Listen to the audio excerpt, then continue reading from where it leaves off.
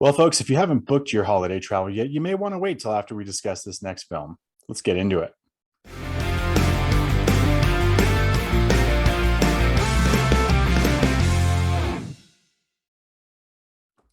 Welcome, everybody, to FYC Film Review. I am your host, Gagne, and with me, my partner in crime, the Null Dog. What's up, man? How's it going? My heart rate after this travel story, this buddy road trip movie, if you will. Okay. Yeah, All right, but it's so good. 1987. We went back to yeah. the 80s on this one. And we hit on our old buddy who we've done a little deep dive once before on an old episode of Deep Cuts FYC. If you haven't checked it out, John Hughes is his name, and Yeah, 80s films are his game. So they are. And I'm gonna add a link somewhere over there next to Chris. I think that's where he's at, or somewhere there. So click on that if you want to see our John Hughes deep dive episode. So 1987, planes, trains, and automobiles. Have you seen this before? yes, Oh, you yes. have? Oh Okay. yeah. Okay. Was this All your right. first viewing? First viewing. What? First Wow. viewing. Wow. Yeah. Okay. Interesting. Yeah. I had Okay. never seen this. No. But 1987, rated R, a runtime of 93 minutes. That's how I love my movies. 93 minutes. Perfect. Yeah. Feels What? like it. Feels like it to me. Come on, man. Come on, man. I'm gonna start just say this is one of my least favorite John Hughes films. So Oh, okay. Oh, rated R, though, interesting because he yes. really didn't do rated R films. Yeah. I think most of his were PG-13. So Mhm. and I kind of was waiting for the moment because I didn't realize it was until there's that one scene where Yeah, all we'll the call that F-bombs. out. Yeah. So Yeah. Yeah. uh, but good still. Like, don't get me wrong. Like, even Okay. the worst John Hughes to me is still a John Hughes movie, and it's filled with heart and emotion and comedy and music. Good music generally. Yeah, yeah. And it stars, the legend Steve Martin and another legend, John Candy, who I am just going to go out and say it. I am going to put John Candy on our Mount Rushmore right now, right here, right now. That guy is just a legend and he's great. And this is actually our second John Candy movie, believe it or not. So, First mhm. Steve Martin, second John Candy. That's right. Yeah. So I'm looking forward to doing more John Candy films. Yeah, he gets an honorable mention for sure on our Hall of FYC fame. We're calling it different things every week, folks. Don't get on us. Don't Yeah. ask. Yeah. Yeah, he's just one of those guys where he gets on screen and you instantly smile, and it doesn't matter what he's doing. That's right. Yeah. Uncle Buck or Barf, he's absolutely fantastic. He's a sweet guy. I think he just comes across as this likable guy, and I don't know, like he's a presence. I mean, he's a Yeah, big guy, but on screen he knows how to act. He knows how to be funny, and he just I don't know. He steals a lot of the scenes, and I like him a lot. He's just a really likable guy. So rest in peace, John Candy. yes, So let's get into it. So you said this is not your first viewing, right? not, but it's been a while. It's probably 15, 20 years. It's one of Okay. those movies you remember that you saw, but you don't remember every detail. Yeah. But do you remember Kevin Bacon? I didn't, not at all. The Baconator, yeah. The Baconator. Not his only Hughes film. She's having a baby was, I think, after this, but I don't know if he was just friends with him or auditioned him. But yeah, weird that he popped up in the beginning of the movie. Yeah, I don't either. Like we started watching, I was watching with my wife, and I looked at him like, Kevin Bacon's in this movie. Yeah, and And you're like, turns, where, when? I don't even remember. Yeah, what character? But yeah, he's just in that film. He was just racing Steve Martin to get the cab. So we get a fantastic cameo by Kevin Bacon, a really really young Kevin Bacon. So that was a yeah, good surprise, really good surprise, I thought. yeah, something you can sneak in next time you're playing 6 Degrees of Kevin Bacon.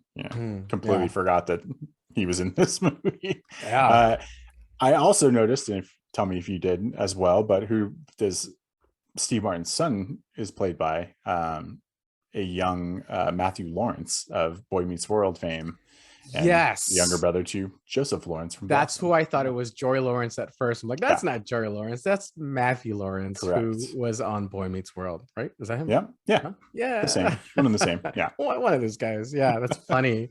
Okay, yeah. Um, so right off the bat, we get Del Griffith, who's played by John Candy, and what's the other guy's name? Steve Martin's name. Uh, Uh, oh my God. Um, Neil Neil. Page. There you go. Yeah. Neil Page, yeah. And Neil Page is trying to get home to his family, and the airports are all closed, and he befriends John Candy, and that's how the fun ensues. And it's like you said, it's a buddy travel comedy where all hell breaks loose, where nothing's working, every type of transportation breaks down, and these two guys are kind of forced to get along. So they play it really well. Yeah. The, the biggest thing I noticed in this movie was like travel has become so much easier. I mean, a flight being canceled, your rental car company, not whatever it is, like it's become so much easier. I mean, I can't imagine standing in line for a payphone to try to call a hotel, like calling operators, like just not having the Yeah, access that we have now. We are so spoiled, I so know. spoiled. I I mean, know. these guys were only trying to get from New York to Chicago. Like I know. you can do that easily now, like in so many modes of transportation on from your phone. It's just we're very lucky in that Yeah. regard. The long lines just to get on a payphone, right? Ugh, the The long worst. lines are gonna, and because this was an 80s movie, you just take notice of everybody smoking everywhere. Yes. It was like, what? Oh man. On the And the plane, in the restaurant, yeah. cabs, it's just yeah. Yeah. Oh, it's yeah, absolutely. Like it all just the whole movie, honestly. Yeah, it's interesting. John Candy does Yeah. the entire film. John Candy, yeah, he smoked the whole film. But yeah, it's an 80s movie, so you're gonna have to get used to that. The one scene I want to call out right away was the hotel scene when they're forced to share a hotel bedroom. The first night, and Steve Martin is fed up with John Candy, and he just starts berating him and saying you're dumb and all this. And he goes, if you're like a chatty Cathy, you're a string dog. I'm like, wah, wah, wah. And John Candy just sits there and takes it, right? He just sits there and takes it. He goes, I like me. I know who I am. I'm a good person. And I just thought that was like one of the best moments of the film, because Hmm. you kind of see the heart in it right away. And you see where John Candy's heart is, and you see where Steve Martin's heart is. So I like that scene a lot. It was a really good scene through in this comedy movie. So I like that scene a lot. The only problem I have with that scene was the score. Like Oh, it's the, the 80s, man. it's so 80s, and Yeah. it was really awkward because I don't know. It made me feel.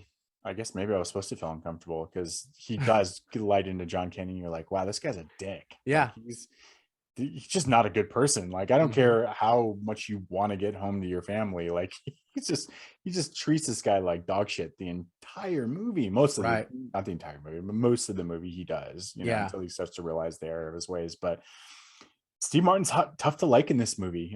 Yeah. Yeah, he is. He just comes across as such a prick. Like, what did John Candy do other than try to help you along?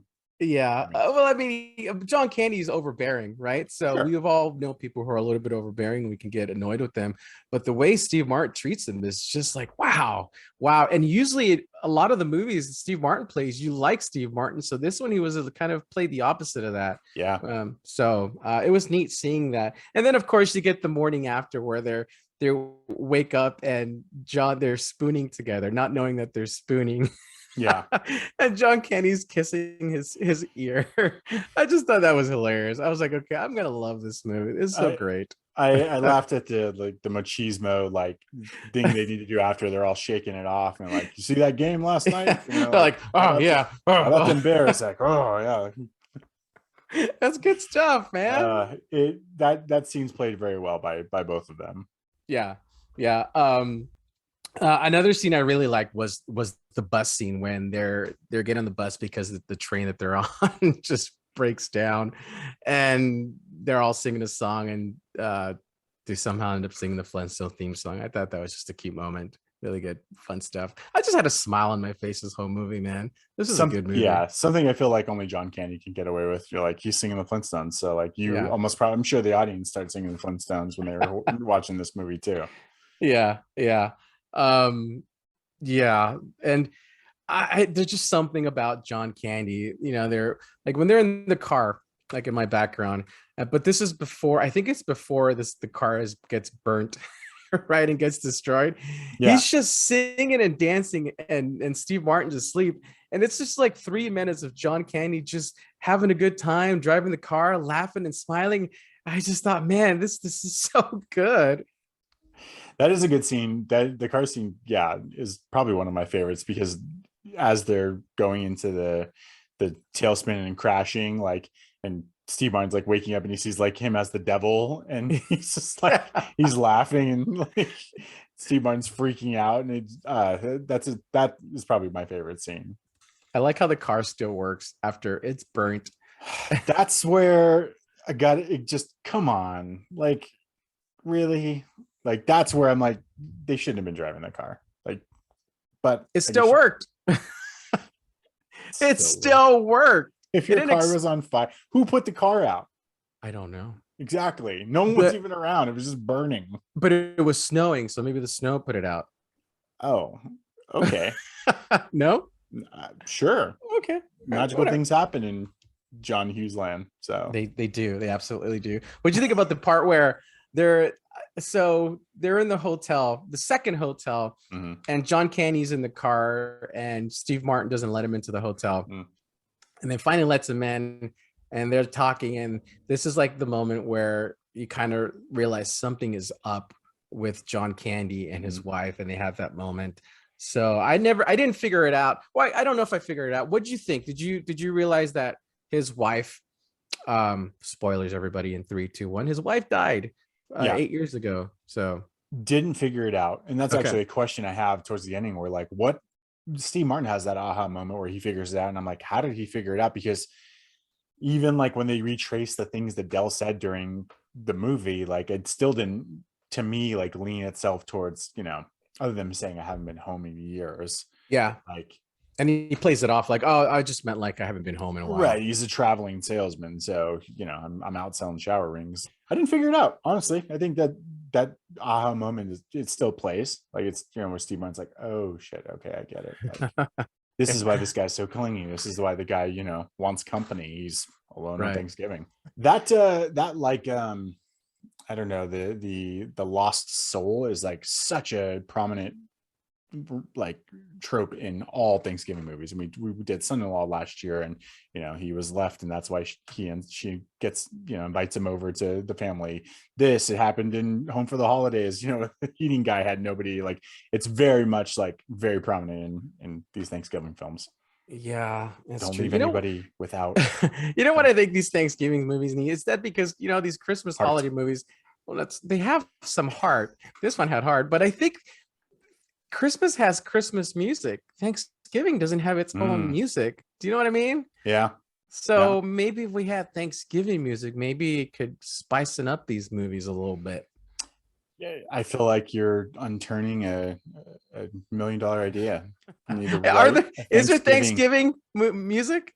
No. Where's that Rebecca Black girl? She made a Friday song. She probably made a Thanksgiving song. Friday, something like that. Okay, we're going off tangent here.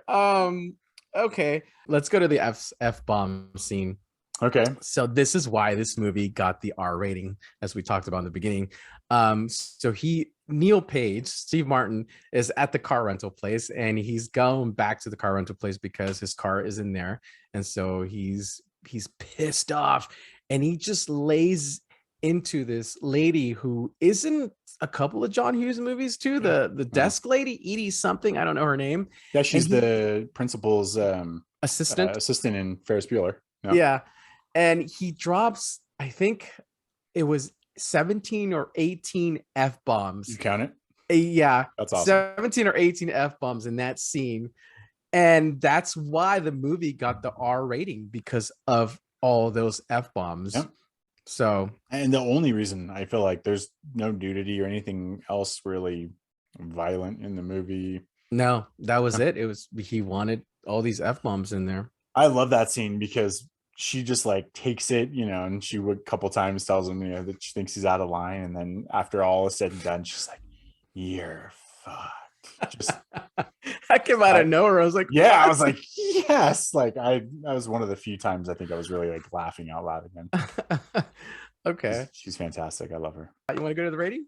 Yeah, let's go to the one thing before we get to that, because the ending was another thing that for me just kind of felt off with it.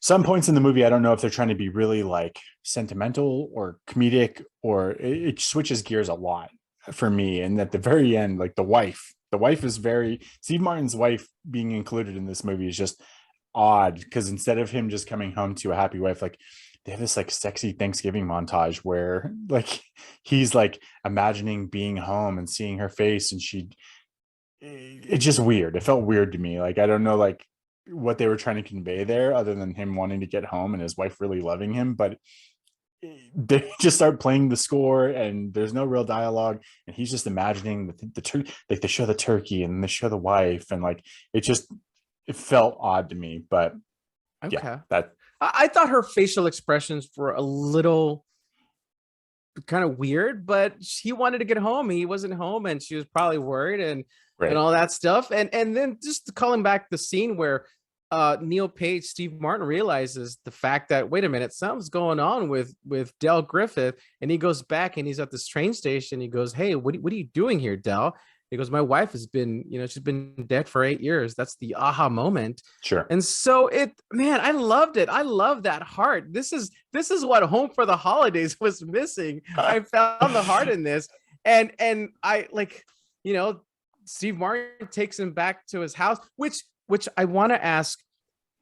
So if John Candy, Del Griffith, was where was he going in the first place? If he was on the plane, he said he was homeless. Where was he going? Is he just looking for somebody?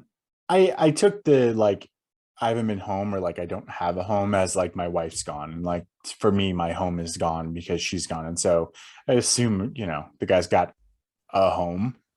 But okay. I mean, I guess they did say he's just always on the road and he doesn't, but I don't know, I felt like I just took it as like he doesn't feel like it's home anymore because his wife's not there. Sure. Okay. That's a good way to take it. Yeah. I was just kind of wrong. where was he going? He's on the plane, doesn't have a home. So where is he going? Maybe so he was he befriends strangers all year long and follows them, which could be a whole horror story in itself. Yeah, but it's not a horror story. There's the heart in this. Planes, trains, and automobiles. Don't taint. You're an idiot. Don't taint this. Don't taint it. And then he takes them home with him to meet his family. And like part of me wants to think, okay, this is where he becomes Uncle Buck. After stays in he Chicago stays in. Yeah. It works. It works. And I loved it, even though I still don't know why he was in the plane. I love the heart. I love the fact that this guy is just, he's just looking for a true friend, and he just happens to find it in this guy who doesn't like him, and they somehow connect. And you can tell that, Steve Martin misses him. He's thinking about his family, then he's thinking of the whole time that he's been with Del Griffith. So it was such a good heart buddy movie. I like that. I really did. Yeah. Let's give it a rating then. Let's do it. Rating time. What are we rating it? I think we decided, because we've got Del the Great shower curtain ring, whatever you want to call it, salesman. We're going with shower rings. Curtain rings. Shower curtain rings. That's what we're doing. Okay. Things we all use, but really don't give a damn about. All right. So shower curtain rings. One shower curtain ring being this awful Thanksgiving movie that I hope we don't think it is, and 5 shower curtain rings being this wonderful Thanksgiving holiday classic. I'm going to let you go first this time. Go ahead. Okay. This is going to sound like I don't like the movie based on my rating. I was a little disappointed upon rewatching it. I didn't think it was as funny as I recalled it to be. Not my favorite John Hughes movie. I think that he's better suited in that like teenage coming to age story. Steve Martin's just too mean for me here, and I think we've covered a couple movies where people are just kind of dicks and it takes away from the movie, and for me that was tough some of the times because Del just never deserved it. It's like picking on somebody just because you are an asshole, and for that it knocked down a little bit. The weird montages, the car thing, like just some of the unbelievable parts of the movie. 2.5. I'm gonna 2.5 shower curtain rings. It's a really hard one we picked to say, but yeah. Okay, 2.5. So you don't like movies where people are being bullies. You don't like dicks in your movies, basically, right? Yeah, don't be a Okay. dick. That's Okay. the moral of the story during Thanksgiving. Because you didn't like Scrooge, and he was a jerk in that. You that Scrooge No, went down for you. No, I think you were lower on Scrooge than I was. No, you were lower on Scrooge. Did I? Was it because he was a dick? Was this because it was a dick? This yeah. I have a problem with this. Yeah. But there's a redeeming quality to everybody. There's a redeeming quality.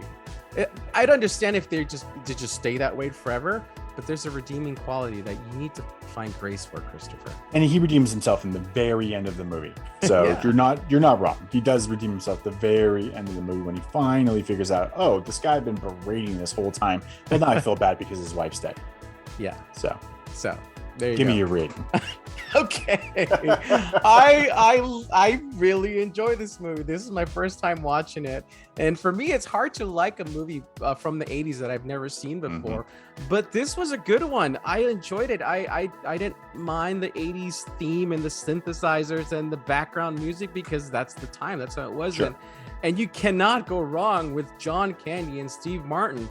You can't. John Candy is just a likable guy. And again, I'm putting this guy in our Mount Rushmore. So for me, this movie had heart. I loved it. I probably say one of my, if not the best Thanksgiving movie I've seen, considering there's not that many. I'm going to say 3.5 shower curtain rings for me. I really enjoyed this movie and I would watch it again. I recommend it. Just remember, this is the 80s. It's a different time back then, and just enjoy the ride because it's an adventure and there's heart. And I like when there's heart in my movies. 3.5. 3.5. Solid. Yeah. Solid. Can't argue. Yeah. I think Son-in-Law is still probably my favorite Thanksgiving movie. Okay. But this is, it's a classic. Everyone, like you said, can't go wrong with Steve Martin. Everyone loves Steve Martin and John Candy. So yeah. It's worth the watch. John Hughes knows what he's doing when it comes to comedy too. So so rest in peace, John Hughes, and rest in peace, John Candy. Yeah. And stay tuned for like our deep cuts, second dive into John Hughes, where we tell you that John Candy somehow was the same character in all John Hughes movies. We'll give you that whole character arc too. So, whatever. Yeah. Be ready for it. Good stuff, man. Good stuff. Hopefully everybody has a happy holidays, Thanksgiving. Yes. Stuff your face with whatever makes you happy on Thanksgiving. And we'll see you next time in FYC Film Review. I've been your host, Gagne. Ronaldo. Happy Thanksgiving, everybody, and happy holidays. So see you next time. Until next time. Bye.